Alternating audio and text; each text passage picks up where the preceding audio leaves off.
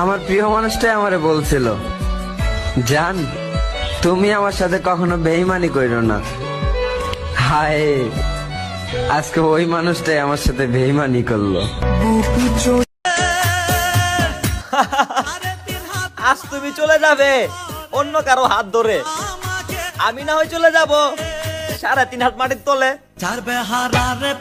মনে শুধু এটাই আফসোস থাকবে যে এই জীবনে তোমায় পাইলাম না।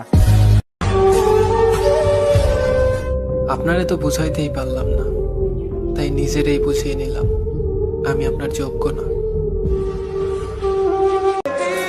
তুমিও একদিন আফসোস করবা, আমারে ঠকাইয়া কয়দিন আর ভালো থাকবা।